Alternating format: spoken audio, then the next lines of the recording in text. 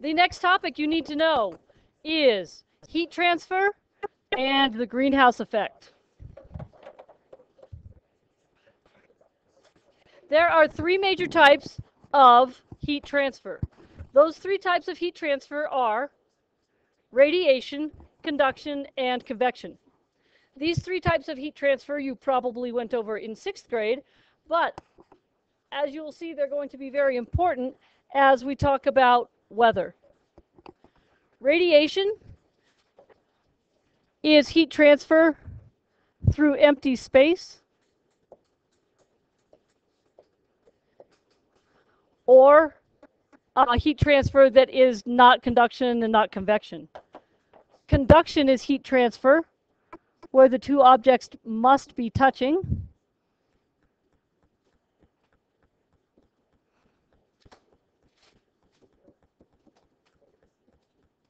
And convection is heat transfer. It must happen in either a gas or a liquid. And what happens here, as it gets heated near the bottom, it becomes less dense and rises. As it gets higher up, it cools and comes down. And so you get convection currents. So how do these three forms of heat transfer happen on the Earth?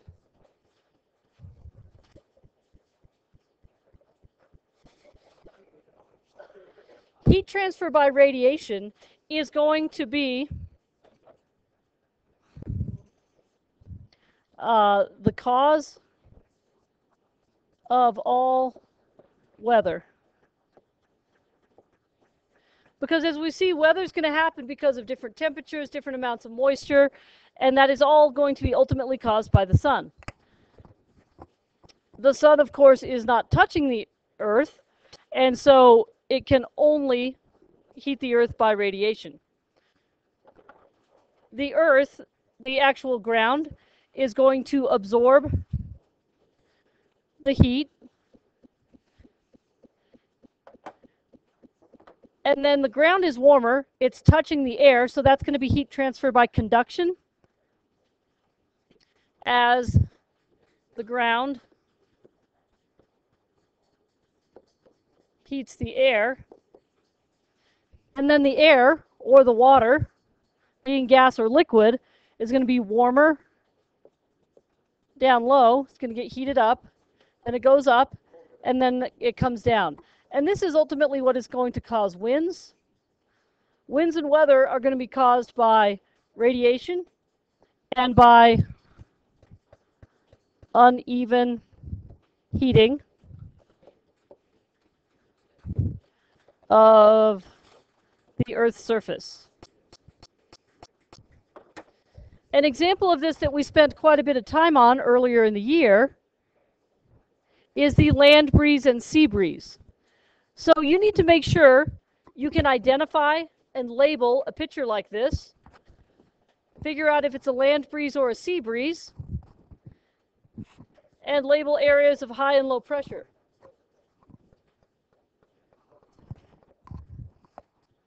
Which area is warmer here, the land or the sea? The land. This is hotter here. Is that going to be an area of high pressure or low pressure? It's low pressure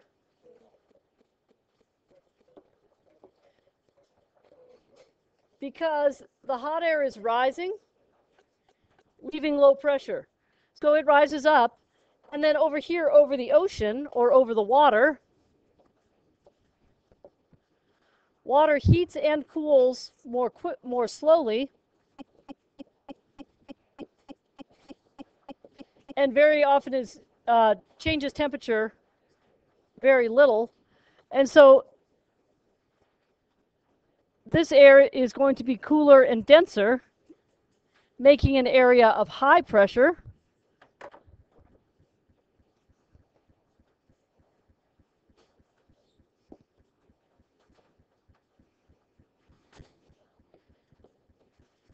And of course, air will always move from an area of high pressure to an area of low pressure.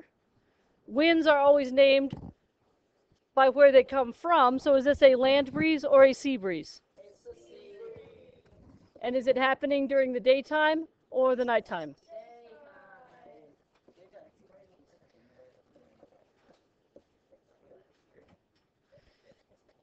And we know that because the land heats up more quickly.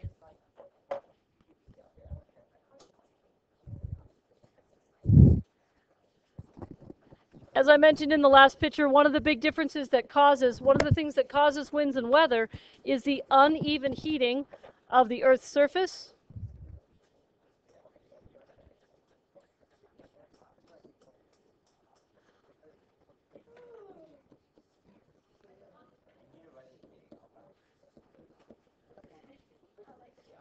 And which can be seen in this diagram. And then the last thing, the greenhouse effect,